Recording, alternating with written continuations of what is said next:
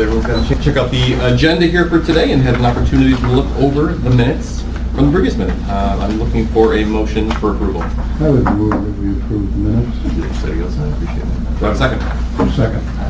Of course. All right, well, any discussion? Any additions, changes? No? All right, well, all in favor of accepting it? Aye. Aye. Any opposed? That carries. Great. Cool. All right, let's jump right into resolution EP1 of the day, resolution providing for tourism promotion for the County of Oswego. This is an annual resolution that we adopt that gives us the ability in our Community Development Office to accept tourism monies, I believe. If I have that correct, Dave, is there anything you want to add to that?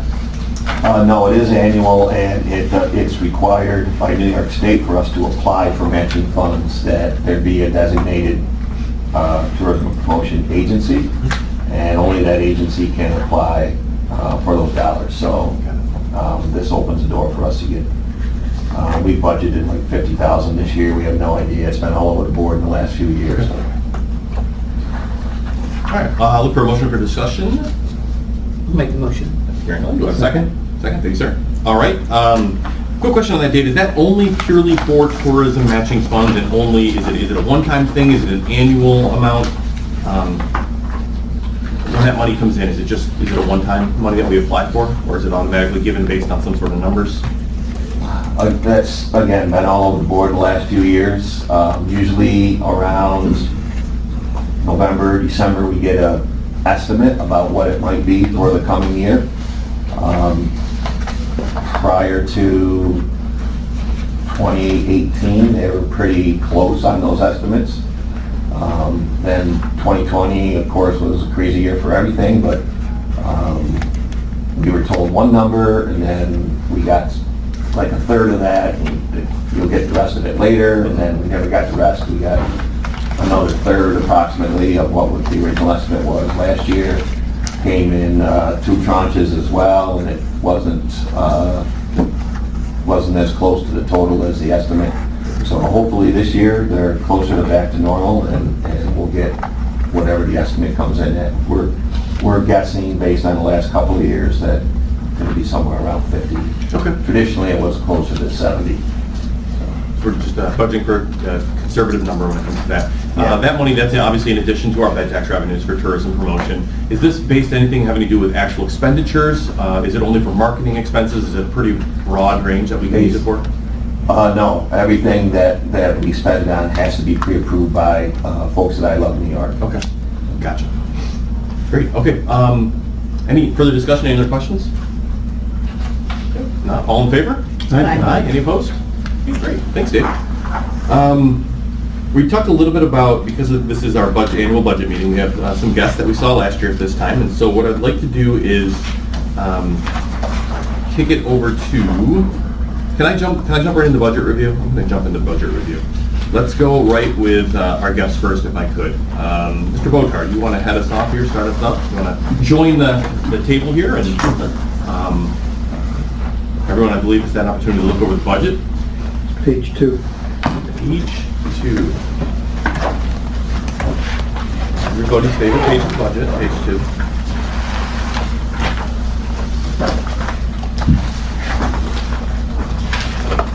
All right, just a quick reminder for those legislators, page 2 is our legislative accounts. The information on what this money is expected to be used for is requested and received by administrator and made available to the legislature, as well as any, I would say, Phil, is it fair to say there's an accountability structure that goes through your office on what is requested and what is ultimately spent on? Right. The agencies are required to submit certain documentation to us along with their application. You should have received all of that in an email on the backup for this committee. And if awarded, then contracts are sent to the agencies for them to sign, and the chairman signs as well, on how they use the money. So they're required to report to us how they use the money. Okay. And again, that's important because we don't have normal budget lines like any of our other budget accounts. These are very specific. We have one pool of money, what is requested, one that we recommend, and then one obviously that becomes the adopted amount. Phil, is there anything you want to say about this before we let Mr. Botar speak? No. Okay. If there had been any problems with any of these authorized agencies, I would have noted it to everybody earlier, Okay. that if they haven't complied with the submission requirements. All right, and just to be very clear, these are a little bit confusing the way it's listed on here. Which one of these is this one? CNYPD. So Okay. fourth one, fifth one, fourth one down. BB, B is in B, Yeah. boy. All right, wonderful. Mr. Motar, if you would, I know that you are requesting a level of funding this year, and obviously last year we had looked at doing a pretty substantial increase. So if you want to speak a little bit to, or was it 2 years ago now? I apologize, 2 years ago. Would you speak a little bit, if you could, to kind of what we got for the money and why it makes a whole lot of sense for the legislature to continue funding? Okay, great, thank you. Good morning, everyone. Great to be here, great to be back. It's been noted, making a level funding request again this year at $64,619. As a public planning agency, we serve a 5-county area here in central New York. Cayuga, Portland, Madison, and Oswego counties. And each of our member counties provide a small portion of our operating budget, totals just under 20% of our annual operating budget. The county funds are really the financial base for the agency. We use those funds typically to match a broad range of grants that we get from the federal and state government. Most of those grants require a local match. So the county funds we use is that match. So we're able to leverage the county funds to secure obviously a significant amount of additional funding for our operation. What do we do with the county funds and the federal and state resources? We manage programs in certain program areas. We have a small economic development program, an environmental planning program, a very active energy program, and we do some land use and transportation planning. Here in Oswego County this past year, I know I spoke certainly a year ago, spoke to many of you around the table. We're very, very active in Oswego County, particularly with a regional broadband study that we finally have just got the draft final report from the consultant. We'll be going through that report.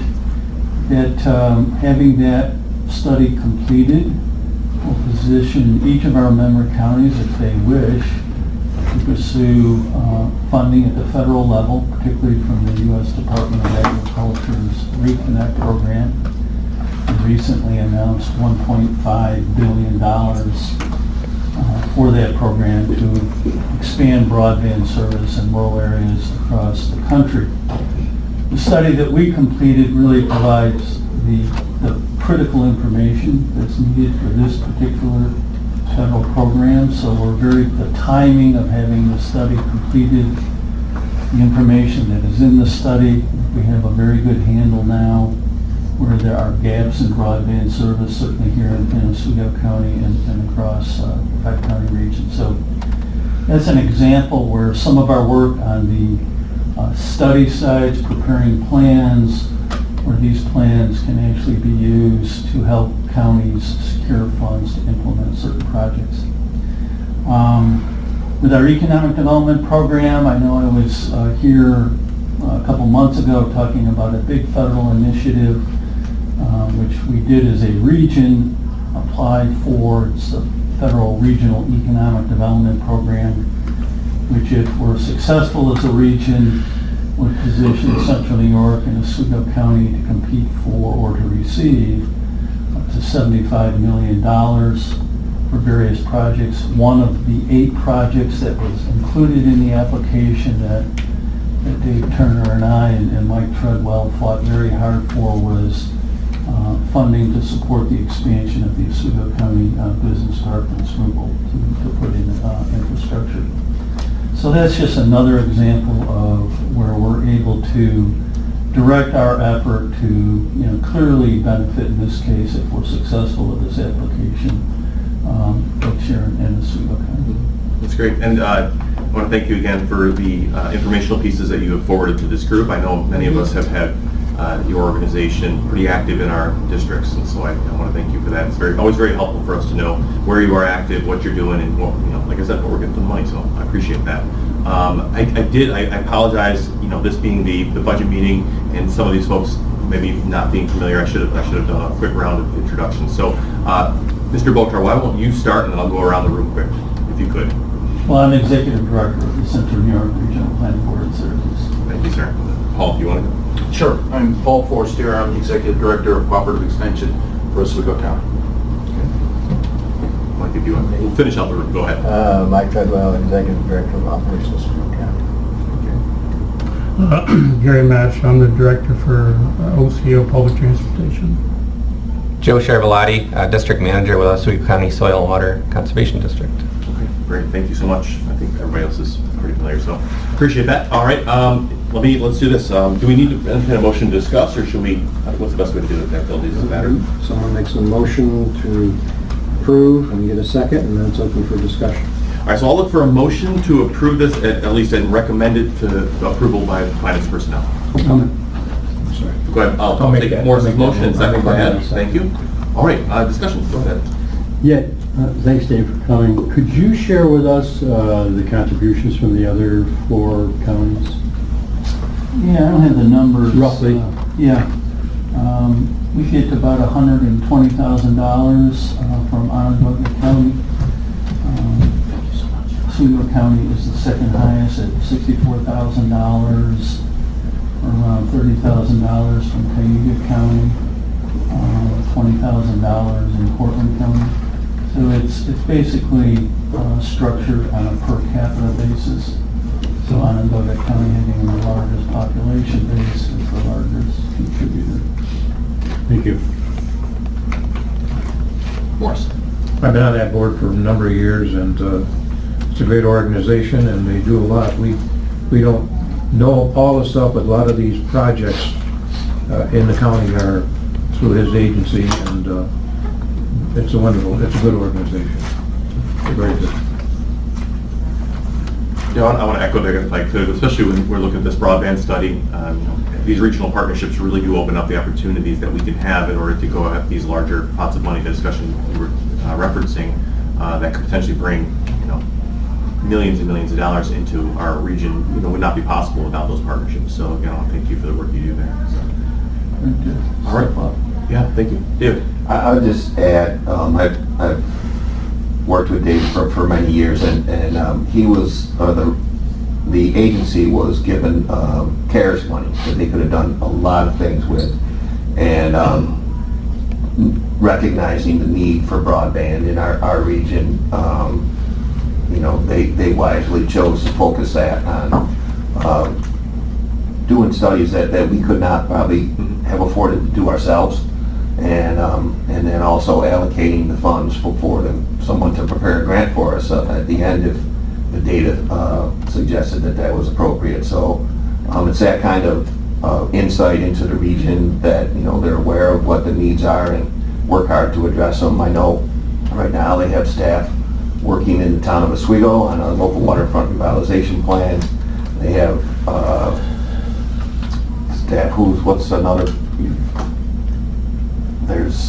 Well, we're active in the village of Pulaski right now with a major sidewalk project that we secured a very large state grant for, so that's another example. They've helped a number of communities do comprehensive planning initiatives. The village of Richland and the town of Richland, the village of Pulaski did a joint comprehensive plan, which is very rare for 2 governments to work together on those comp plans. And that was only through their facilitation that was able to come together. So from my experience, we received great service from the agency. Yeah, and that's really saying a lot, because we get criticized and rightly some areas with this idea of we like planning, we like studies, but what comes next? And I want to give this group credit.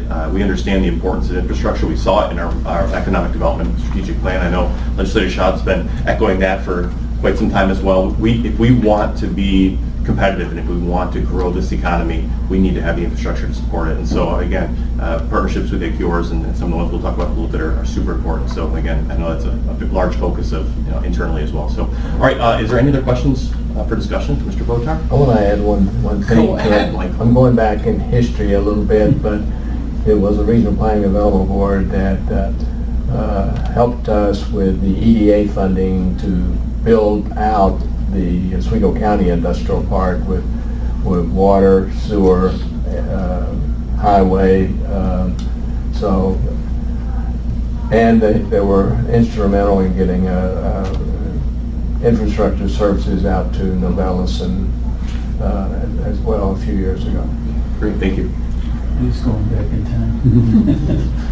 Morris, go ahead, sir. Yeah, the 5-county region is really very helpful, because when we are trying, for example, to deal with other counties, his organization is a big player in helping us do that. Yeah, absolutely. Okay, great. Anything else on this one? If not, we've got a motion in a second. I'll call for a vote. All in favor of moving this on to F&P as recommended? Say aye. Aye. Any opposed? Okay, thank you, everyone. Thank you, Mr. Boothar, appreciate it. Thank you, appreciate it. And feel free to hang out if you'd like. If you need to be on the road, feel free to do that as well, and that goes to anyone Wait till the else. sun comes out. That's right. I'll say it's peaking out here. Roy probably just pulled in and brought it with Sunshine him. out there. All right, great. Let's jump down to our next one here. Operation Oswego County. Mr. Treadwell, if you step up to the seat here, appreciate it. Okay. First, I'm going to look for a motion. I'm going to start right off with the motion as approved, and then we can go from there. So do I have a motion to... I'll make that motion. Okay, thank you. Do I have a second? Marilyn, thank you. Okay, wonderful. So for discussion, go ahead, sir. It's up to you. Okay, the request for funding was the same as it was in the last 3 years, I think. And the county right now contributes 41% of the total roughly $1 million budget for operations in Oswego County. The IDA kicks in about 35%. The rest of it is generated from dealing with businesses, fees, rental income, because we own some properties that we rent to Discover Daycare, City, and a few other projects like that. And we're working, trying to expand the industrial park in Phoenix. The IDA bid a bullet and bought the property, 185 acres of additional land, which is truly needed right now. The balance of the property in the industrial park in Schuylkill right now is either being looked at and very close to options on property by about 3 different companies. So we're basically going to be out of land. So that was very timely for the IDA to buy that adjacent property. And we're working with very heavily with the city of Fulton and with their DRI, as we did with the city of Oswego. And hopefully some of those projects will start moving in the near future. We're constructing a 30,000 square foot manufacturing startup facility. We're overseeing it, Operation Oswego County, but the IDA is the primary funding source for that, in addition to 2 different state grants that we have secured for that project.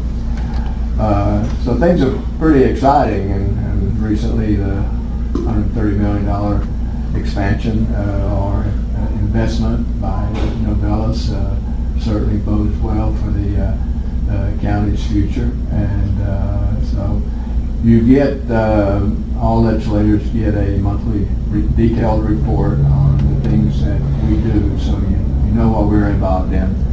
And anytime you have any questions or any issues pertaining to that report, feel free to contact me, and I'll be happy to address it.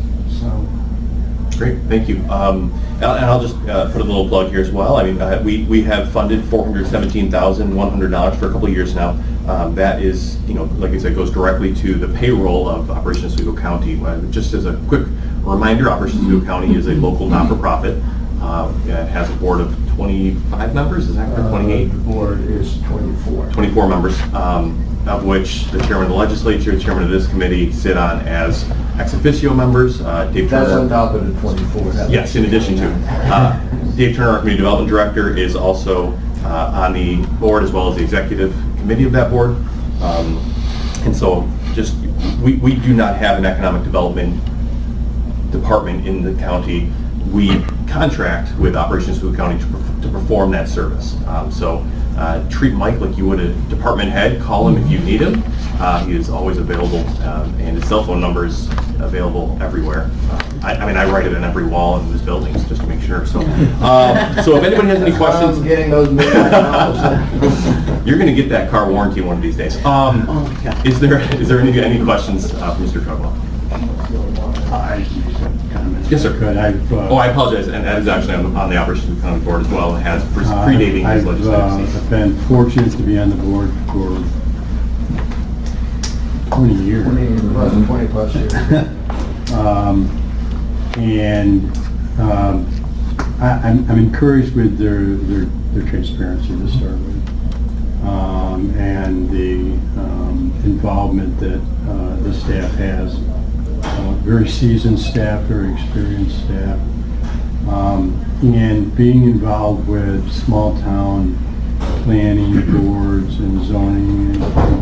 I, for one, feel very strongly to have a central agency that not only can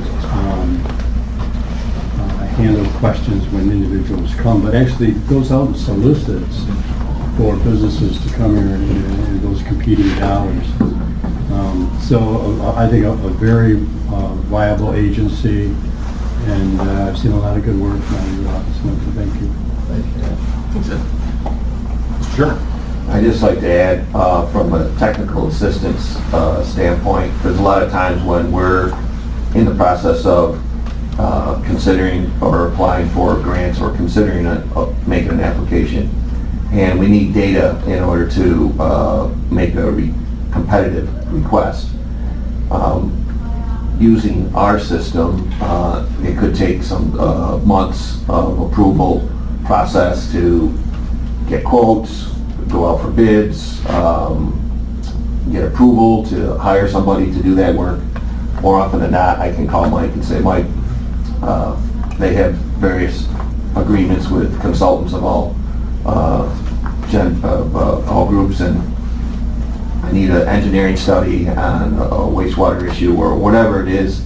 They're always there. All right, we'll get it done. And sometimes we share the cost with them, sometimes we don't, but never had them say, no, I can't do that for you. So very helpful in our planning process, helping us get professional data to go out and do this work for you.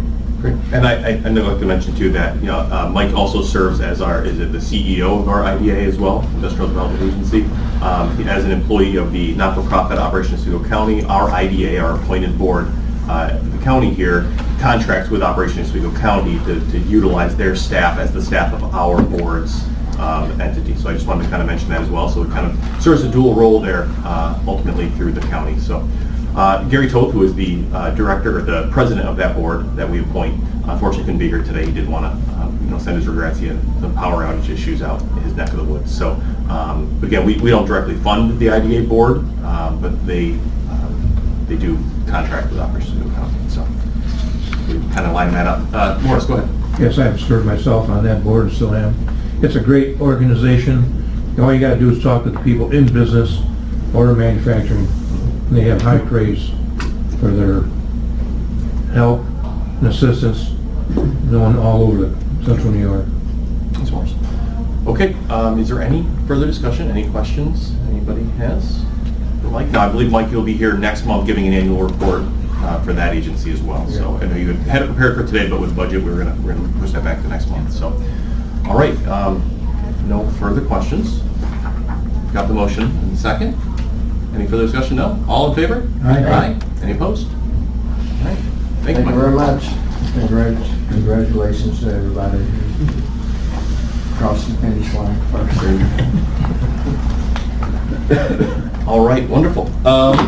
Let's go to, now we have regional transportation mentioned here. Gary, you're here, I know, representing OCO. You want to come up and give us a little bit of a summary? I don't see Central's not here. What's that? Central's not here, and I don't think we have any reason to. That would be a different date anyway. Yeah. So, Gary, welcome, and feel free to give us as much update as you feel necessary. Yeah, thank you for having me here.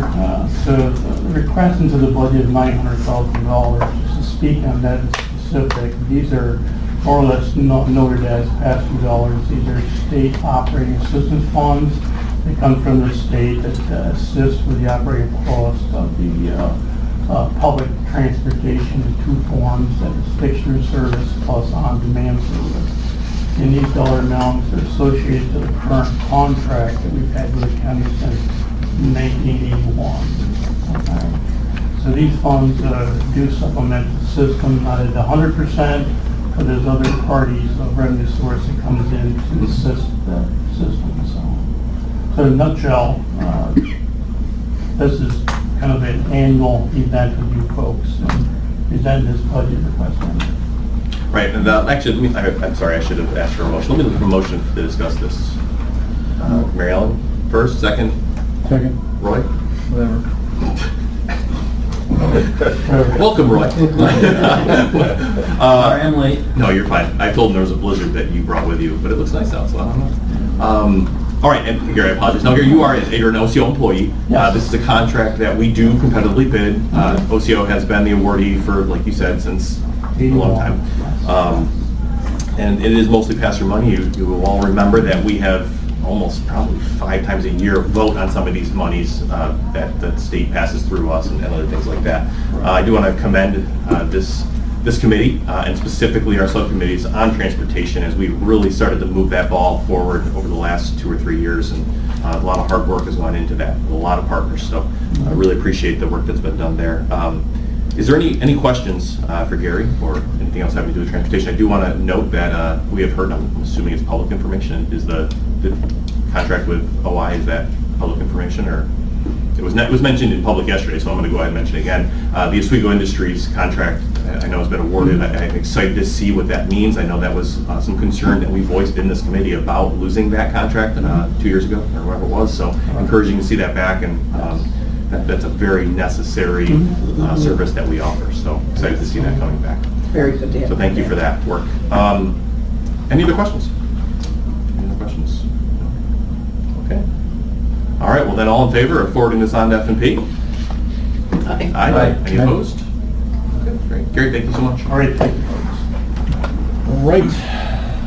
We've got Cornell Cooperative Extension. I don't think anyone's here to speak on that. Paul is. I'm just kidding. I saw Paul. Paul, come on up here. Give us a little update, if you will, sir. Thank you for giving me some time to speak. Like everyone else, we've requested a level funded budget for this year. For those people that don't know, Cooperative Extension here in Oswego County is part of a larger picture, the New York State Cooperative Extension System. We are an affiliate of that organization. Our mission, our actual federal mission, is to provide what's called informal education. So it's our job to provide education that takes place outside of a classroom, at kitchen tables, in living rooms, and of course on farms and in fields. The vast majority of what we do is agriculture related. We also operate the 4-H program here in Oswego County. And if you haven't seen the commercial, we were very fortunate. It cost us a lot of money to secure an appearance by a famous legislator in this room. But she has taken part in that commercial. And we were just thrilled to be able to get the word out that in Oswego County, 4-H is 100 years old. So the vast majority of the funding that we receive from the county goes for agriculture, 4-H, and there's a little bit that goes towards administration to keep the lights on. We do have another large department that does not receive any funding from the county. Those are all grants and contracts. That's what we call the Human Ecology Department, or Nutrition, Health, and Safety Education. Cooperative Extension has the distinct pleasure of working with everyone. There isn't an agency in this room we haven't worked with. We have worked with county departments. We worked with promotion and tourism. We recently, last year, were asked by Oswego County Health Department to work with them on the Healthy Families Grant. And so they were able to secure additional funding from the state of New York. And they split the program in two. So they are the lead agency, and we're providing some additional staff that is being paid for by the grant. In general, just to give you some numbers, it's really impressive when you look at the numbers, and we're working on, this is almost done. When we get it done, we'll be producing it. But just for the sake of conversation, the total value of agricultural products here in Oswego County exceeds $41 million. That's pretty good. When you look at what the other counties are producing, we're up there. I mean, we're certainly not in the top. There are other counties that exceed that. But we're holding our own. That's a pretty decent number. But the more impressive one is that the value of land and buildings here in Oswego County is $191 million. So the economic impact that agriculture provides to Oswego County is pretty significant. The reason that it's not so highly recognized is that it's not concentrated. In Michael's world, if this was a company that he was working with and it was concentrated, it would be highly recognized. But agriculture is really spread out throughout the whole county. So, and those numbers come right from the Ag Census, USDA's Ag Census. We are asking for level funded again this year, level funding again this year. And certainly if anybody has any questions or comments, I'd be happy to take some questions. I'm going to look for a motion to discuss it. So moved. All right, Ed, Roy, second. Thank you. All right, any questions? Maybe you can just speak to the 4-H side and the involvement with kids. Do you see that trending one way or another? So it was on an upward trend until COVID hit. And then COVID, many parents put restrictions on their kids, rightfully so. But what was more disappointing was some decisions that were made that were above us. For instance, last year there was a decision made by Cornell that we had no say in, that 4-H would not be allowed at the New York State Fair. So even though the New York State Fair went forward, we were not allowed to participate in that. So I'm hopeful that that's going to change because we were on the upswing. I think there are more parents that are looking for other ways to get their youth involved outside of school. And that's good. And we want to be there for those. So I think it's going to come back. It's all going to depend on what happens with COVID. But we're hopeful. We actually have, starting probably after January 1st, we actually have 2 new small programs for youth that are going to get off the ground. One of them is actually being funded by Farm Bureau. Farm Bureau has given us some money to do this. We've been talking with them for a while, and so we're probably going to pull the trigger on that one and make it happen. I'm hopeful that we can try to put some new things in place for kids. We did robotics, which was a huge hit in Oswego County. We had a very successful 4-H robotics team. It was so successful that we worked ourselves out of a job because several school districts came and watched. One in particular was Phoenix. The superintendent of Phoenix came and watched one of the robotics competitions, and then next year they had a robotics in their own. So it's great that it got picked up, but I kind of miss having those kids there, doing robotic stuff. But so you got to look at the bright side. We got it going, and then we handed it off to somebody else. So we've got a couple other things we're working on. Good. So thank you. Really? I just want to say that my experience with 4-H for 20 years at the State Fair, it was obvious that the future of our agriculture, the infrastructure comes from 4-H. They're the ones that they're into everything from fine arts and culinary, as well as, of course, horticulture and livestock.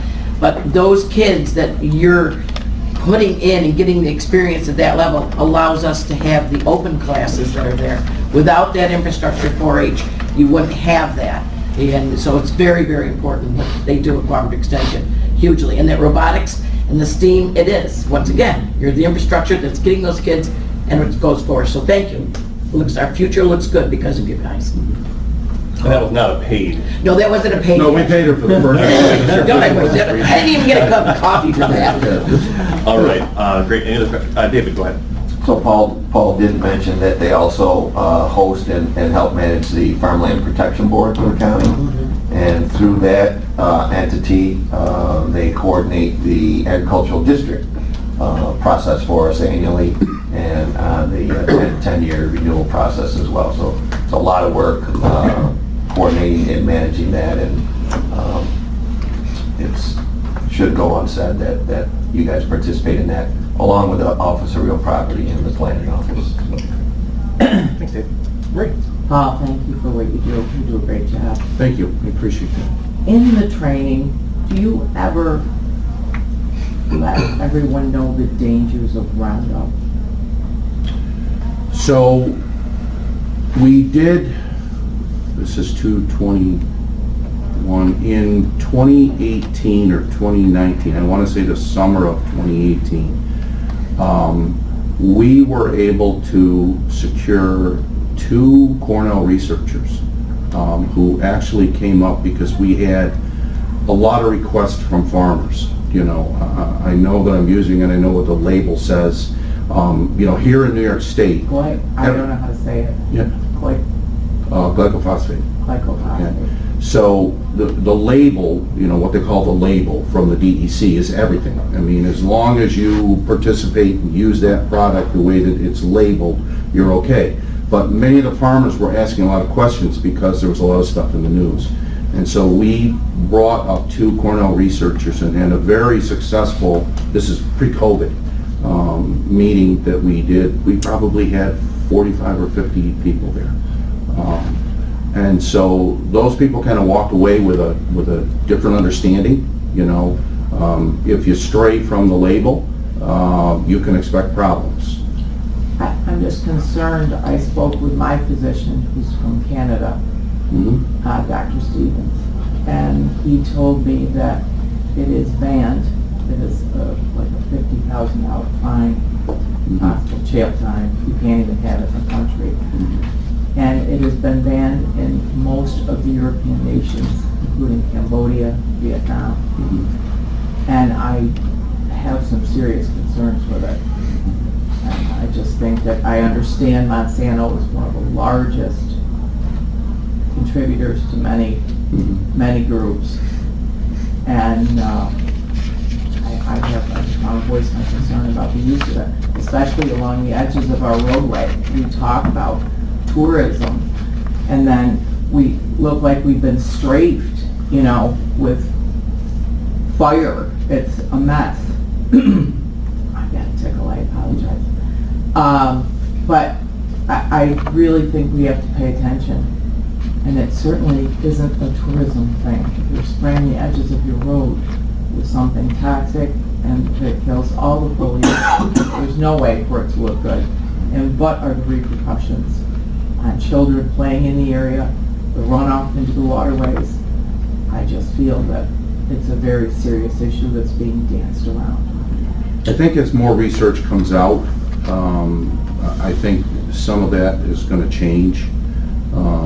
You know, usually when a product comes out, it's the greatest thing that's ever happened since sliced bread, and everybody uses it. And then as time goes on, they do more research, then eventually, you know, things, what I like to say is it becomes more realistic.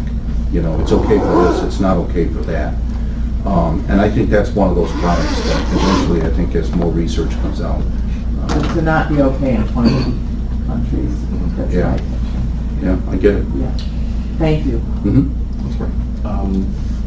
Any other questions? Anything else? No? All right, if not, we already have a motion and a second. I'll look for a vote then to forward this to Finance and Personnel as requested. All in favor? Aye. I'm sorry, I just... Oh, go ahead, Morris.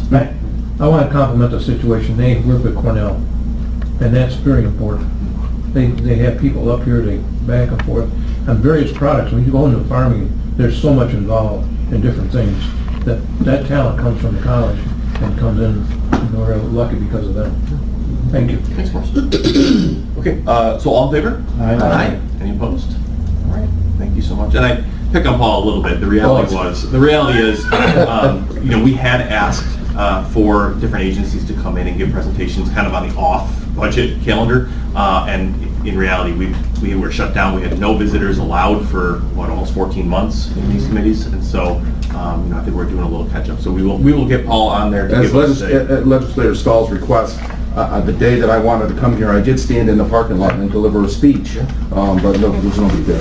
So it didn't- I showed up with my rotten tomatoes. I don't know what you're talking about. But we will get Paul back. Yes, absolutely. We'd love to. We'll get him on the agenda. To give him an Absolutely. update. Love So, all right, wonderful. And thank you for the support. Thank you, sir. And Paul, thank you, sir. Bring chocolate milk next time and they'll let you in the building. That's a really good point. All right, I believe the last and not least, obviously, would be Mr. Chevroletti. Step up to the table here, sir, and Okay. if you could, I'm going to actually do it the right way here and look for a motion to discuss the soil and water. Oh, I have that. Morris and Roy, thank you. All right, go ahead, sir. All right, thank you very much. You will certainly notice that we have asked for a substantial increase this year, and I will explain that in just a few moments. We're a natural resource agency with the mission of protecting, conserving natural resources in Oswego County, specifically the soil and water resources. And we do that in a number of ways, programming, projects, and services, technical assistance in 5 different realms. We operate in forestry, agriculture, water quality and general technical assistance, invasive species, and then outdoor education or natural resources education. So we are a boots on the ground agency, and we're unique in the fact that we can operate on both private and public land and actually get projects done on both of those. So we do serve both the homeowner all the way to the agricultural producer and everyone in between, landowners, residents, folks that are absentee landowners, things of that nature. We certainly work with state agencies within the county and the region, and even have some involvement at state levels and some certain tasks that we work on. So in 2021, we did receive a little over $137,000, and that is part of our operating budget. Staff that is doing planning work, the public or municipalities, projects, and that sort of thing. And we were able to bring in an additional $500,000, roughly $500,000, and that's basically a return on investment of about $3.59, and that's projected through the end of the year. Those are dollars that go into our time on the ground, our time working with folks, our time planning, and one of the reasons that we are asking for a substantial increase this year is in 2016 we had a full staff of 4, and at that time, towards the end of that year, we did have a retirement, and at the time we just were not able to fill that position fully. So what we did was combine the forester position with the district manager position, the responsibilities and programs that went along with it. Certain things we did distribute through the remaining staff, and then we've operated like that since that time. And I feel like we've actually operated at the same or even a higher level at times, and we did have really about a 3-year plan to rehire, and unfortunately around year 3 after that, after 2016, we did have a loss of funding specifically for our water chestnut funding. We certainly shifted some funds around, made some changes, tightened things up in certain areas, and able to trudge forward and move on. And recently, we've started looking at the numbers. In 2016, we consider and assist everything from helping someone with an ag value, or giant hogweed landowners, to anyone calling up for an issue with their tree, issue with their water, any agricultural producer, and we consider that an assist. And we had about 280 in 2016. And I had given a number at the last presentation, a little over 400, and actually it's risen up to around 450 assists, and my guess would be that would be pretty close to 500. So not quite double, but certainly we are seeing an increase in the requests for assistance for all of the different fields that I mentioned earlier. And I feel like the level of assistance that we do give is higher. We do get a lot of referrals from the New York State DEC, other agencies, and certainly work with other agencies in certain instances on specific landowner or specific requests. And we've taken it to the permitting level with helping out with assisting with wetlands or stream permits. Just the information alone to give them that to help avoid any degradation to the environment, as well as obviously fines and trouble that they could get into. So we are there to help the landowner and municipalities. So I feel like we've taken that to a new level, really, and an assist can be anything from 30 minutes to 3 weeks or even a couple of months to help someone. So there's really no way as far as hours. I mean, we're definitely filling up the day, filling up the year, and I think it's a very very hardworking staff. We were lucky enough in 2020 to have a seasonal employee that's done a great job for us, has served a couple years on our intern crew, and stayed on for a short term, came back this year, short term in 2020, and then came back earlier this year. So she's been with us ever since as a seasonal employee, and it would be our goal is to try and make that position full-time and permanent. And it's already full-time, but permanent would be a big help to us. I think that would assist us in an ever-increasing workload. It will help us maintain that level of assistance that we are providing, and it may allow us a little more time to apply for additional funding. We do see it. It's getting that, gaining that time, without giving up sleep and, time to do certain things to actually do it. So I think having that extra person will really assist with that. And then obviously we do have some long-term plans as well, as just to build on our current programming and services. We'd like to perhaps go around and interview the different towns, villages, and even cities to see if there's another way that we can work with them, whether it's diversifying horizontally or it's just building vertically on our current programming. So that the last substantial increase was received prior to 2001, so roughly 20 years, and that's we're up around $1,000 from that point. We've had some increases, some ups and downs throughout that time period, but overall we're up about $1,000. So this increase, obviously it's a substantial, and I do understand that. It's around $57,000, and that would bring us to around $194,000 of total funding. That is currently right now that's around a 50% of our operating budget, 25% of our overall. But we do, we certainly appreciate all the support the county has given us in the past. We certainly hope you'll consider this, and just leave you with the fact that we are a natural resource agency concerned with sustainability, and I think that this funding will assist in our sustainability so that we're there for the public in the future. Great, thank you, Joe. I want to say that this is nothing that you just said is new to any of us, because you have done an incredible job of keeping us up to date. We all knew this was coming because you've discussed it very thoroughly with all of us through our committee meetings. I think that you did an excellent job last month of really highlighting what you do, and I don't think anyone here is surprised at the increase request, or I won't speak for anyone but myself. I think it is money well spent, so I appreciate, again, your continued updates. I think that it is a good model of any other department, or not department, committee that is group that is looking for an increase, the way that you guys brought that forward. So I think you've definitely shown the value, and I really appreciate that. So with that said, is there any other questions, comments? Adam and Morris? Yeah, as a fairly new legislator, I haven't had an opportunity to work years with you, but I'm very impressed with your performance, not only running this department and this budget with such a low staff, but you personally, your responsiveness has been, I've seen it firsthand working with what we have done together. I think you need to be publicly commended for that. I appreciate it. Thank you. Appreciate that. Morris, go ahead. Yes, well, we don't realize maybe in some cases the responsibility to help on people on the waterways, lakes, rivers. You've done a good job on the rivers with weed controls and stuff that come up and things going on. Sandy Pond, an outlet and inlet and stuff. If we didn't get noticed through their organization, we'd have a rough time. And they help a great deal. Yeah, I believe I remember Joe was there every night from midnight to 6 trying to shoo that bird away. Let's go down there, Joe, in the bushes over on the side. Mariel, go ahead. All I can say is that Joe is what you do. You're the stewards of our land. And that's why it's so important for us to be able to maintain you. I loved your little segue of, we need to sustain you so that you can sustain the environment. I thought that was great. But yes, we've had an increase in it, and for us to continue with the service that you've been providing, it's definitely well worth it. It's justified, the increase, so. Sure.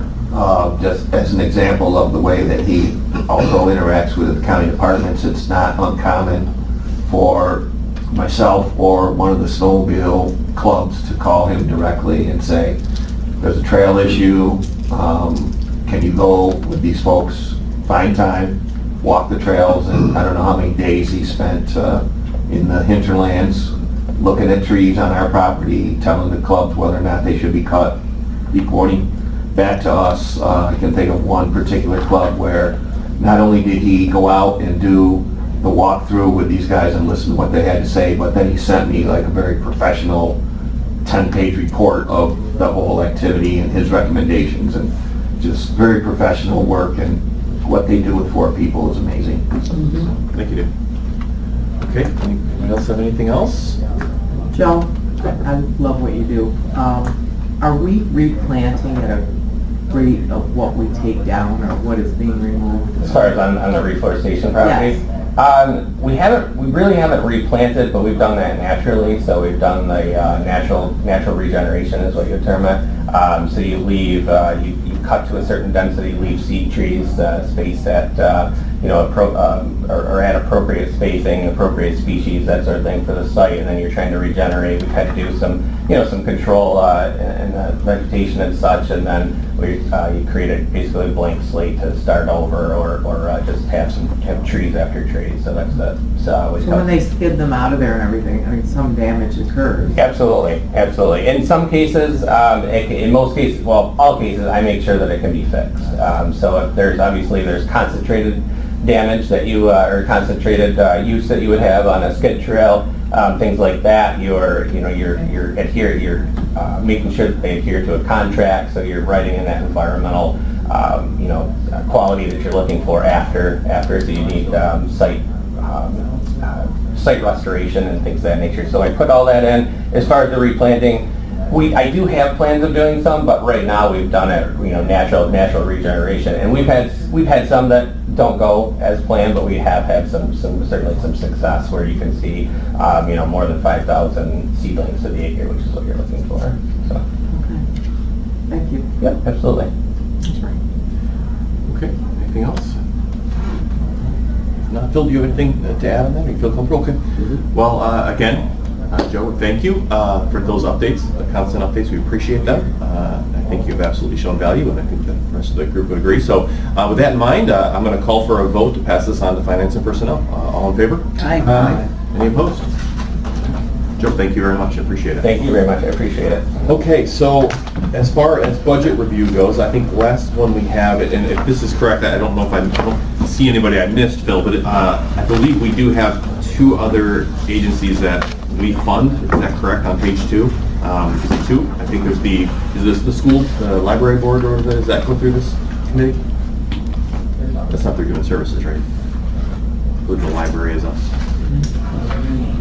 I've never seen anyone from the library in my 6 years. So No, library is general government. It is government? Okay, so do they? And that was done in general government. It was, okay, excellent. Yeah, I figured that. Is there any others, Phil, for this group, or are we good to go? Should be it. Central, right, but I know Central doesn't. Which one's the Central line, Bill? Do we have to pass that? Yes.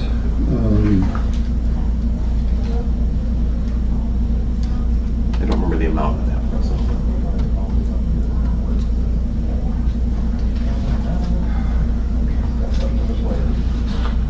Oh, That's the regional transportation, right? Which one's that? it's the big number here. Where is it? Is that, Oh, that's it's not the right down, 900, yeah. is it?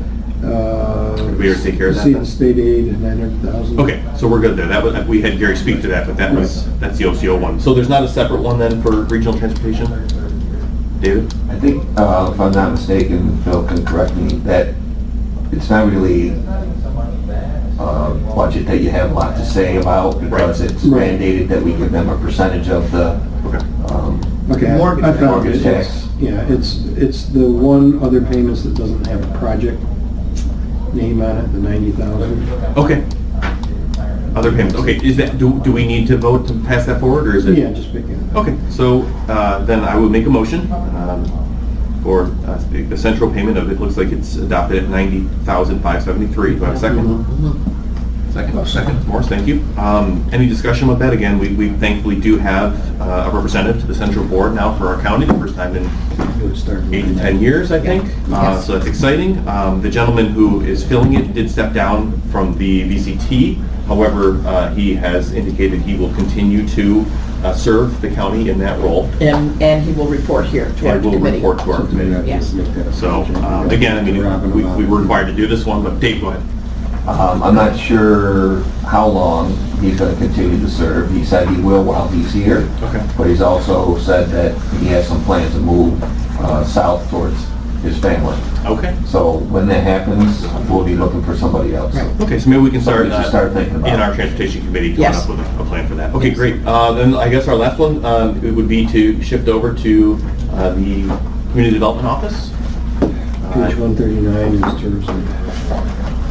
Tourism yet first? First in the book. Okay. Page 139. Do we need a motion now, or just, we need a motion to pass this stuff? Yeah, you just make, you make a motion, and then that's what opens discussion. Okay, I'll look for a motion for tourism then, if I could. Oh, make it. Mary Ellen, thank you. Do I have a second? Ed, thank you. Okay. Go ahead, Dave. Sure. Thank you, Mr. Chairman. It's pretty self-explanatory, not much change from the previous year. We've cut back where we could at the administrator's request. One thing I will call to your attention, and this has already gone through the vacancy review process, but on the very first line for personnel, it says TP and info coordinator. Jan Clerkin will be retiring sometime after the first of the year, probably very shortly after the first of the year. But because she is still going to be an employee on January 1st, her title and salary line is listed here. What will happen, and this is again gone through vacancy review, is that we won't be replacing Jan or a person into Jan's title.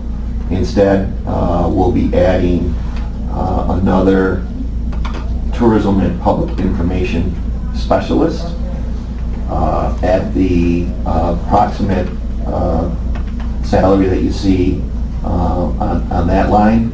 So there's about a $34,000, $35,000 savings that will occur next year in the personnel side of this.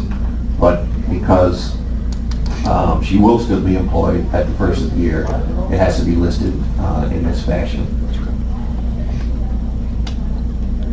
All right. Did everybody understand that? Any questions about that? I know that we talked about that, and actually, I believe as a legislature approved, is that the one we approved to position, or is this a different one? 'Cause I think that position, I don't want to say downgrade, but essentially, I guess it was. Didn't we I don't approve think it that? went to the floor, but we talked about it in committee. Did we talk about it? Okay. Yeah, it was, Okay. We definitely discussed it, so. Yeah, it was, so it was part of a reorganization plan. So basically, we're losing what I'll call a supervisor in that office, but adding an employee and still providing cost savings, and it'll help spread the work out better, and we'll be able to service both public information and the tourism needs more efficiently, I think, with one extra employee. So Dave, when the budget shows a net increase in cost, right, from last year we had 72, this is again net to the county after income too, for revenues. So it shows an increase from 72 to 101, or I have that right, yeah, 101. So does that include then an expectation that anything that's unused would be returned back, and that's what you're talking about right now? Was I reading that correctly? Because that includes the whole salary, you're saying there's a savings, but in the draft amount, that is taken into account. There's an expectation that some of that will be returned to fund balance, is that correct? That doesn't show up in these numbers here. It will basically fall back into general fund when we don't expend it from that line. But you'll also note that revenues, both bed tax and state assistance in 20 and 21 were less than what they had been.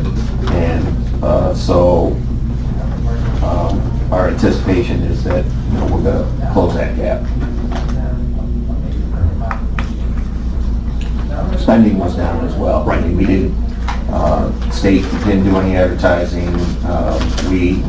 A lot of our businesses were closed down, so money that we would have invested in a lot of marketing campaigns didn't make sense for us to do during a time when nobody could come here. Right, and to be fair, if I'm reading this correctly here, the 2021 adopted, so what we did last year at this time, had expected there to be a local share cost of the department of $72,000. Is that correct, if I'm reading that right? But ultimately, I'm assuming it has something to do with the revenue was actually pretty high. Did the expenditures increase there, Dave? Because it ultimately, according to 21 modified, it was actually ended up being $180,000 cost. Is that correct? Am I reading that one? I sure don't have my numbers reversed here, but it seems to be that's what it is. Phil, do you happen to know, can you speak to that a little bit there? The modified budget actually shows quite a bit more, $100,000 more of expenses to the county for that department. Does that have to do with transactional times of grant monies that we haven't received yet? Just kind of curious about that. I apologize, I should have asked that earlier. Well, there was, like some other departments, there was some extra hours on the public information team. We basically, during the peak of the COVID experience, they were 24/7, 365, pretty much. So there was an increase there, and The 2021 adopted or modified state aid is $105,000 more almost in income. we had reimbursements from a couple of grants that we had received from Senator Ritchie's office. So those came in over a period of a couple of years. There was 3 different grants that she graciously provided, like out of nowhere.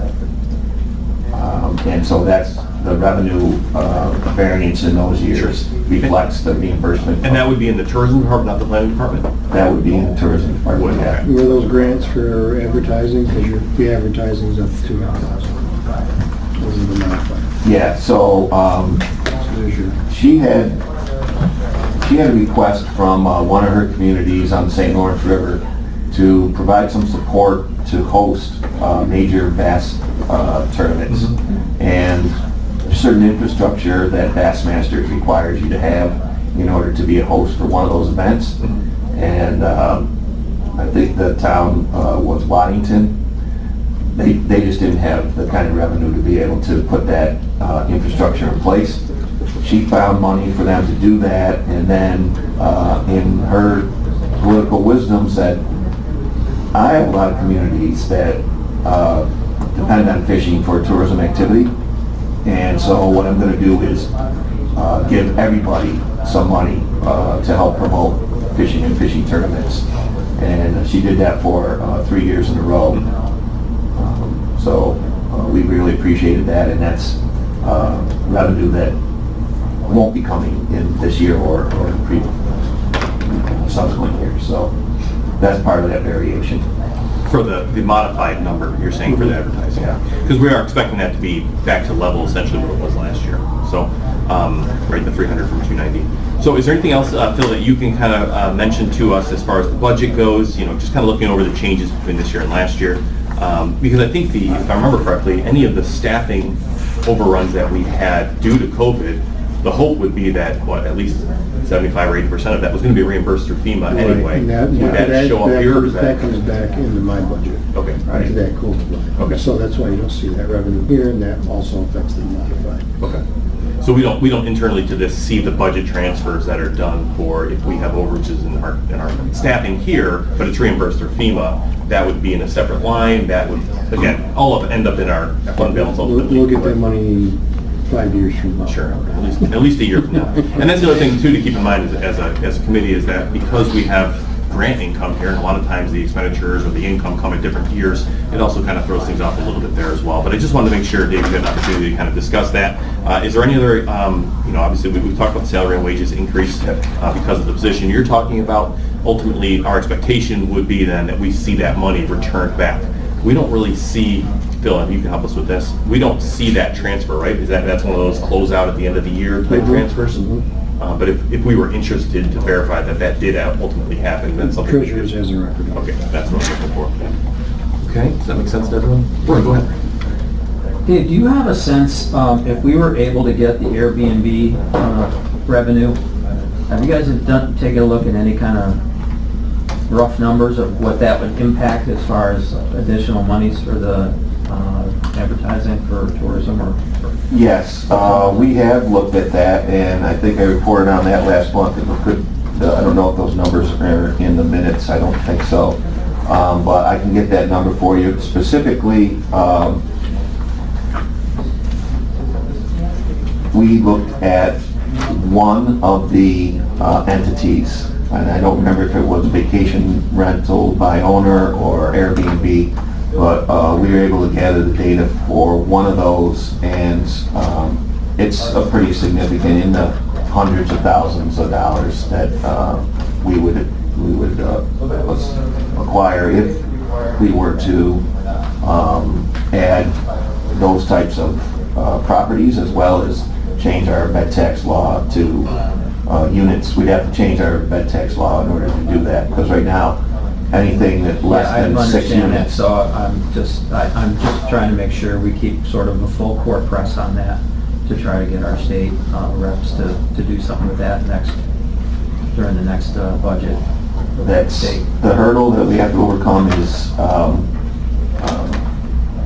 they're, like many legislators, reluctant to propose what can be perceived as a tax increase, and while these taxes are collected by others in the industry, those people who aren't collecting them now, even though the tax comes from visitors, the business owners still perceive it as a new tax, and there's some reluctance to carry legislation that would be perceived as being raising taxes on business.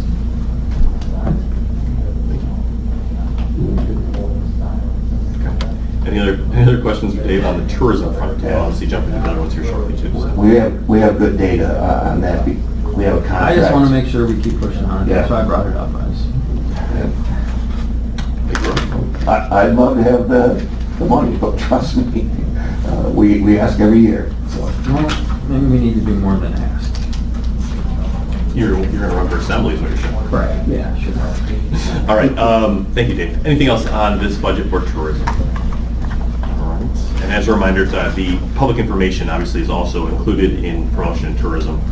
So just want to remind that. Okay. If not, I'll call for a vote to forward this to finance personnel. All in favor? Aye. Any opposed? Okay, great. Thank you, everyone.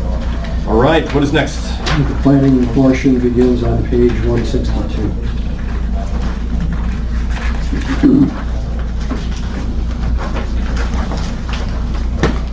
Okay, well, I'll look for a motion to discuss planning, not planting. Make Do a that motion. too. Thank you, Mel. Roy, second. Awesome. Great. Let's move forward with that. Phil, I'm going to have you, Phil, start off with this one. Is there anything that you want to highlight as far as changes for this department? No, it's pretty close to last year. No significant changes. Yeah, you look. That change to the account is actually to the better. It's about 3,000 to the better. All right, go ahead, Dave. Well, next, from 2021 adopted to 2022 draft, there's a difference of about just under 24,000, and primarily that comes from What was I looking at? Looking at the wrong- change in my salary line when I eventually leave that responsibility and take on my new one. if that ever happens, the budget for the director's position is primarily the difference in that number. Everything else is pretty much the same. We reduced where possible. I think one of the things in tourism that was reflected was because we're adding an employee, I forgot to mention, there were some increases in things like furniture and equipment in order to accommodate an additional employee. So that was a small difference in the tourism budget that I didn't mention to you. So if we could talk about that position, the Director of Planning, Director of Community Development positions. Historically, the Director of Planning, has the Director of Community Development reported to the Director of Planning historically? Yes. So the Director of Community Development sitting behind you this morning. The reason I'm asking is, are we going to have an issue hiring a Director of Planning who the Director of Community Development would report to at $10,000 salary decrease of the person that's reporting to them? It's our standard practice to budget a vacant position at its starting rate, whatever actually comes in at, we adjust and we hire. You understand where my question is here, though? So is it I understand it's standard practice. Would it make more sense to maybe budget more accurately to what we're going to pay this position? Because we're not going to hire someone $10,000 cheaper than their direct report. That's absurd, especially with information where everyone knows everyone's salary. That will never happen. So I would encourage us to be a little more accurate with this position than what is currently in there. And I would make an amendment as such. I'll need to go grab we could put it one step higher. But I need to go grab the management. Yeah, not a problem. However you want to do it. If we could let's step out for a second as well. If we could pause here for a quick second and we can go over maybe. Well, without Bill coming into this, any other? You're right. Yeah, I know, you're taking, okay, and Dave, you got anything else that you can tell us about your budget that is different or that we should be aware of? Well, we have a new planner, hopefully. She's going to work out. So far she has. It's very difficult competing for people with those skill sets. We were fortunate to find somebody who was working in Watertown and wanted to move south a little bit for a couple of different reasons. And so we had, it was a lucky find, quite frankly, because planners across the state are retiring. We're at that point where we're like planning, which really started in the 1970s, community planning and proactive approaches to sustainability and things like that. So that's when those education curriculums became very popular, and now after 30 to 50 years, you're cycled through all those folks, and a lot of retirements in that particular field as a result. So this is a new person coming in, replacing somebody. Yeah, so we had Tim Kaneche, who was a great addition to our staff, but COVID, the impacts of COVID on his family resulted in him looking for something in another state. So Gotcha. So Tim left, and then you were able to find this other one that came in the same, so that doesn't reflect any difference in the budget, though. Right.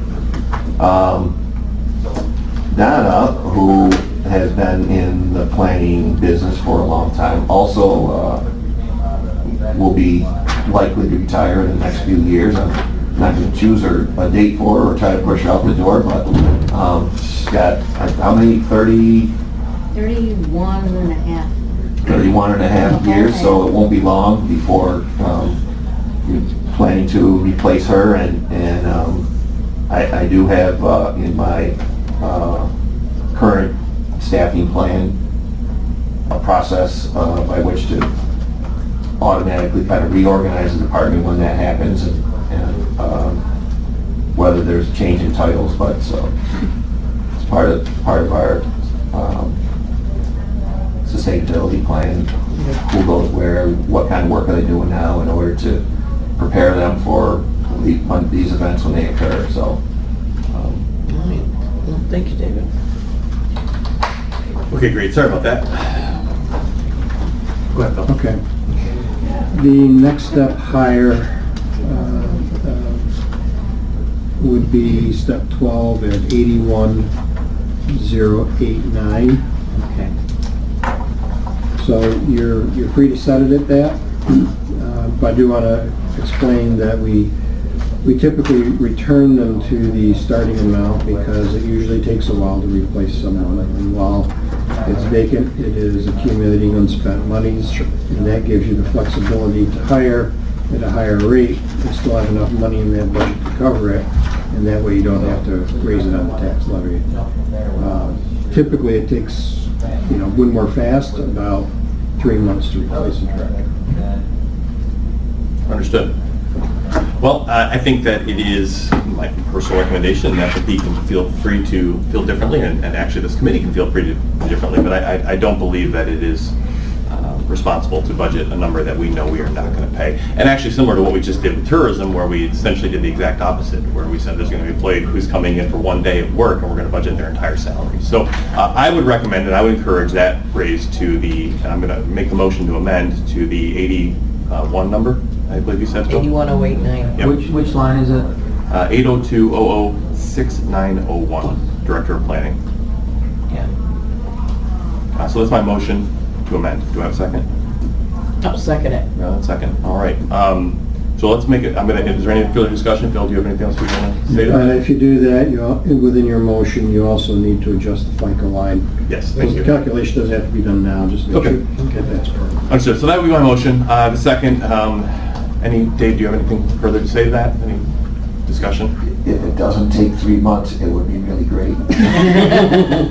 That's if the money was already prepared for that then. Okay. Phil, anything else that you have to say on that? I do appreciate that information. That is good to understand the background behind it. Ed, go ahead. Yeah, I was just deferred to Phil if there is another line or two in here where we could get that $10,000 without changing the taxable rate. Planning's always pretty tight.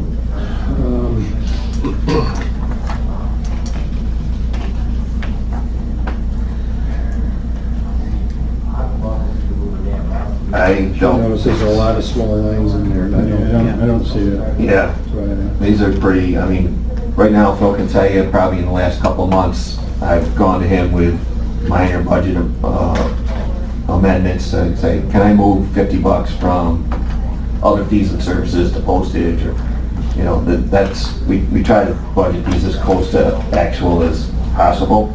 So, I don't know that there's a place in here where you can find that amount.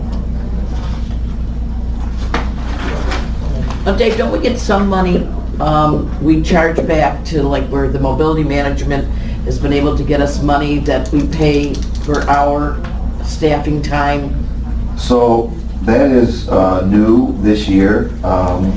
We're able to recoup some of our admin costs for running the transportation program. Is any of that reflected in here that might help to offset that, or? We didn't budget for that because it's all dependent on how much work we do. I can't just say to Gotcha, okay. I know what you're saying. Federal Highway Administration, it'd be nice if you gave us 20 grand. I've got to say, so-and-so worked this many hours and here's their rate and here's the backup to describe what they did in those hours, and then process that through them. And if they approve that at the state level, then we'll get the reimbursement. But Oh, this was something new this year though, right? So we haven't got a history of approximate as to what it has been? No, I can only go by, and this year, there's been a lot of work both in going out for bids for the operator, adjusting for COVID-related transportation.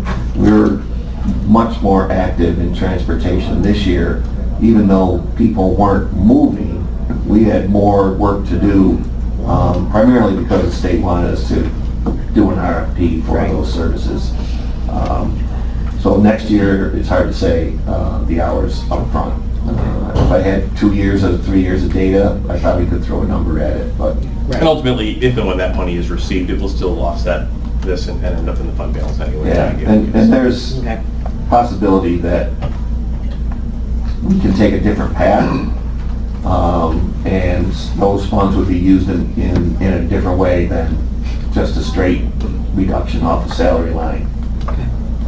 I think this year we're somewhere around $50,000 that we've been reimbursed so far. I don't expect that level of activity will occur next year. And if I could, the newly created position of Strategic Initiatives Director, I believe is budgeted to begin, is that all right? So that will begin January 1 anyway. The office already exists.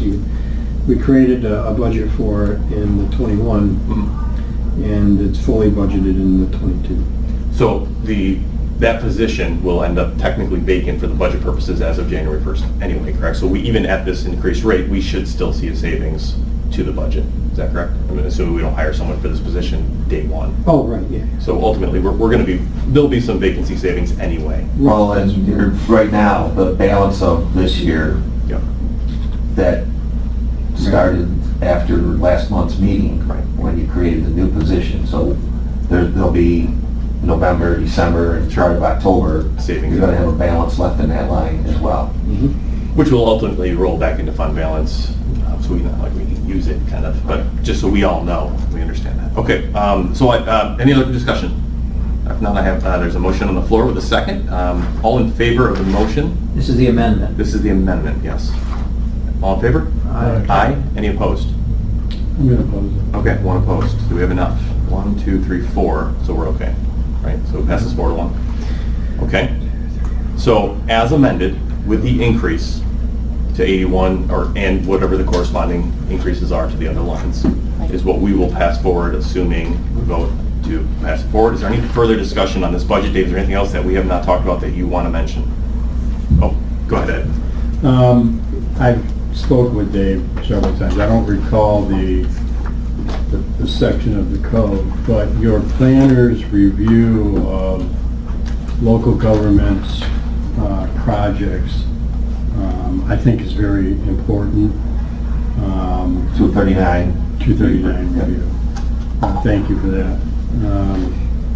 And I would hope that going forward, we put a little bit more, I know it's just a review, it's advisory, but I would hope going forward, we put a little bit more teeth into these local entities to respond, because quite often they don't within their 30-day period. So just as you hand this off, if you could communicate that to your department. So we would very much appreciate responses from local governments. We don't have any enforcement ability within the state law.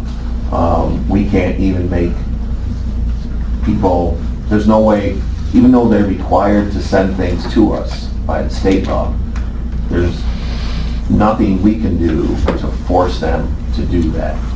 So we work very hard to try to nurture a relationship between the planning and zoning boards and encourage them to send the appropriate documents to us. A lot of it depends on who in those communities are managing that process. Sometimes it's the code enforcement officer who sees the applications for these activities. In some communities, we have some that are very proactive and reach out. I had a call just yesterday from somebody who serves various towns, and his question was, there was a project that went to you guys 2 years ago, and now they want to do an expansion. Do they have to reapply to you under that same proposal? And the answer is yes, because the expansion still falls within the same geographical requirements of the original review. But not everybody is real proactive about that. We have some communities that are better than others. I can tell you though, but because of the way that we've established the process, and this largely is a credit to the legislature for having the vision and supporting our recommendation. Years ago, the process was that the community would send something to the planning board office. It would be reviewed by the staff. We would make a recommendation once a month to the county planning board. And then we prepare agendas and copy the documents from every community that applied over the month. Call the planning board together. They would leave their places of work and come in here for a couple hours.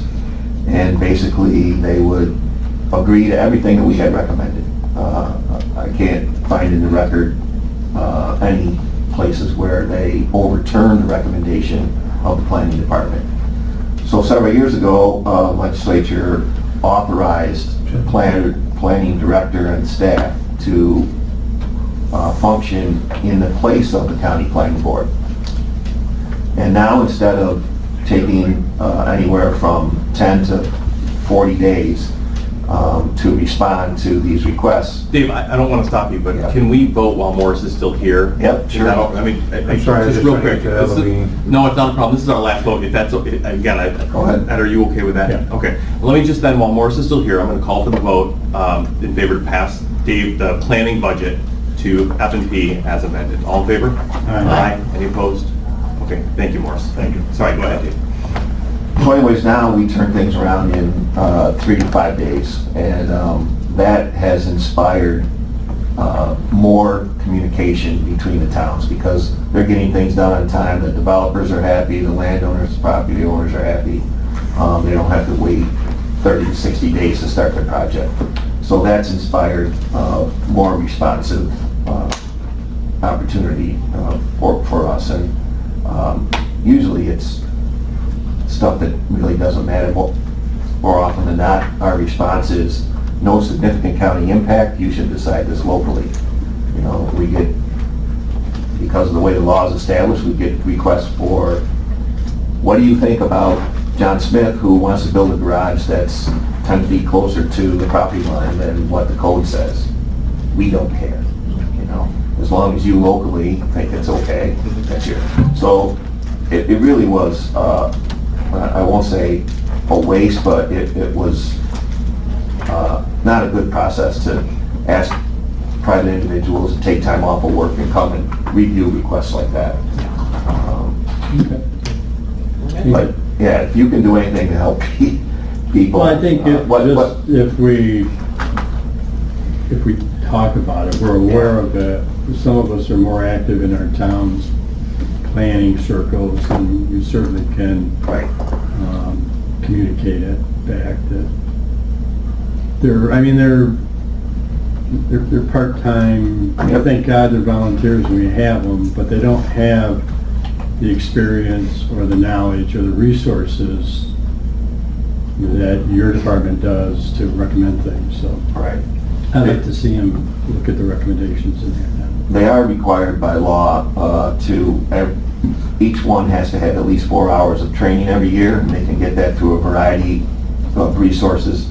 Right now, we're soliciting all of those bodies to see their interest in SEEKR, State Environmental Quality Review Act training that we're hoping to sponsor with some help from the Department of State. It's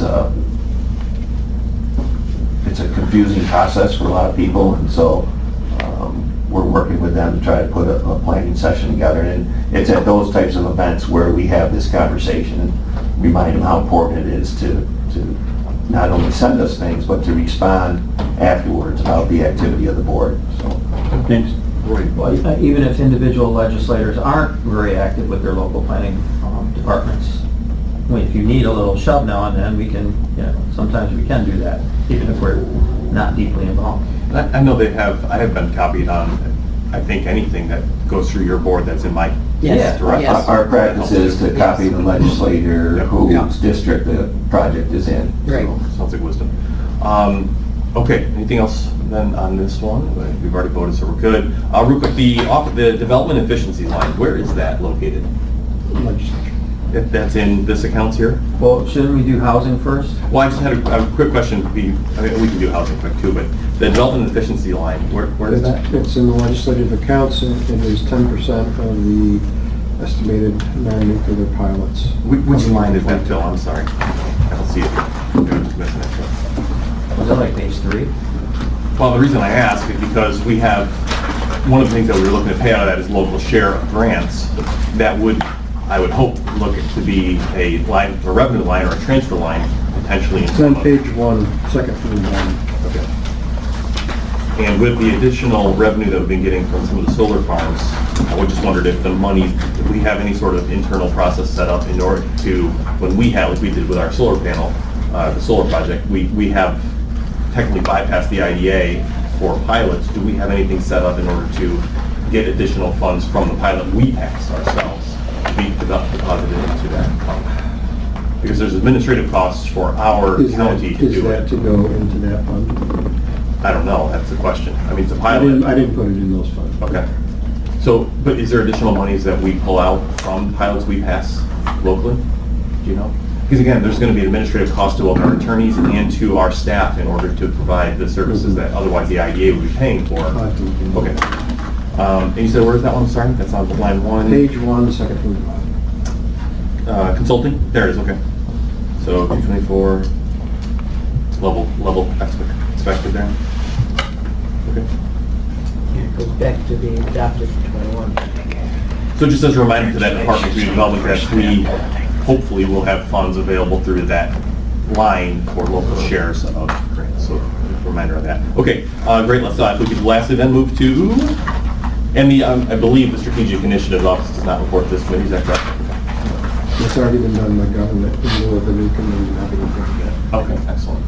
So that means I'm not going to have Dave anymore. Is that what you're trying to say? He will not be reporting to this committee at all? Oh my gosh. Oh, what will you do? All right. What page are we on there, Phil? 166. Yeah, get over to health committee. Does that mean you won't be stopping in my office and asking me if I have a second for an hour and a half? Are you kidding? As the new czar of development and I need anything to do with that. No, I'm excited about that. All right, real quick then. So let's look at housing. I see it as something that we can do even after. Yeah, no major change in housing. This is a net positive department for us. We get a specific amount of money for every voucher that we manage through the New York State Office of Housing and Community Renewal. Again, you'll notice that the budget lines are very small in this department. 4 people and not a lot of fluff in any of their budget lines. I will say that we will be responding to an RFP from New York State to continue managing this program. We've run it for decades as a partner, a contractor, if you will, to New York State. And recently they decided that they need to make these opportunities competitive. So they put out an RFP, and we're working on responding to that RFP and hoping that our response will be competitive. One thing in there that is problematic for us right now, you'll note that, as I said, that's a net positive department, but the state is asking for a very significant amount of insurance coverage for cybersecurity. It's well beyond what we have. Our plan is to say to them, this is what we have. It's not what you're asking for, but we are self-insured, and anything that would happen as a result of cybersecurity issues, would be covered under our self-insurance plan. If we were to purchase the level of insurance that they're asking for, it probably costs around 40 grand to do that. Adding that cost into our proposal to them in the RFP could make us less competitive, but so could telling them that we're not providing what they asked for, but they can be assured that we have the insurance ability to cover any of those occurrences. So we're rolling the dice a little bit, but I think we have a good shot. We have a great track record. We have years and years of excellent, outstanding, 100% compliance in our audits and everything. So it's not that they're trying to get rid of us, but somebody above them said, give other people a shot at doing this. And other people could be any entity that offers a similar program. There's a not-for-profit based out of Saratoga that manages Livingston County, I think, Wayne County, and a few others around the state. So, yeah, there's people who might also be preparing to... Is that RFP, when is that RFP due? January 12th, I think. Okay, and do we have an idea of when we would find out our award? I mean, I'm assuming this department is based on having that income. If that were to be awarded somewhere else, would this just cease to exist? They haven't given us an award date. Okay. It was 2 years in the making from when they first said, you're going to get an RFP for this eventually. So, and that just came. Well, that seems like something that would be good to know. It's good to know that right now. I would, again, encourage that department to have at least some sort of regular presentation to this committee, if possible. So if we could maybe set that up for next year. I mean, that's kind of important. It's the first I've heard that. So. Well, it sounds like if they exist. If they exist. So what's the timeline after the RFP that they'll make a decision? And does it affect, what would affect? I mean, we'd have to let these people go in the department, right? Because we would no longer be doing this function. Yes. Okay. Well, good discussion. Let me do this. Let me look for a motion to vote on this, if I have a motion. Move. Ed, thank you. Second? Roy? I'll second. Okay. Any further discussion of what we talked about here today? Maybe we can talk a little bit offline about this one, if we could. Well, just that if we keep it going, I agree with Tim that we should have a periodic reporting from the section. Okay. Anything else from anyone who's left? All right. Now you're glad I came, aren't you? I'm very glad you came. Even Thank though I you, was sir. 20 minutes late. All right. All in favor to move this on to F&B? Aye. Aye. Any Aye. opposed? Bill? Just briefly, now that I've had time to think, your question on solar income. Yep. If we have a pilot with a solar company, the pilot monies would go into the Treasury's Department and their payments in lieu of tax revenue line. Mm-hmm. If we charge an administrative fee for that, it would go into the Treasurer's fees line, Okay. revenue line. Got it. So then internally, in order to get that to subsidize our attorney time or something like that, we would have to handle You'd something have to internally. do a journal entry to switch it. Okay. Or you could do it probably either by resolution or by allocate that fee to wherever you want that fee to go. If I could just encourage us to keep an eye on how much that actually ends up being a demand on our people's time, because I know, again, that is a large portion of work for the current IDA folks. They have staff to do that. We don't, so it'll fall on our offices. So if we end up seeing 10 of these a year, it could end up being a much bigger problem. So. All right. Okay, well, thank you, everyone. Appreciate the time. Motion to adjourn. You got it? Roy, second? All right. All in favor? Aye. Thank you.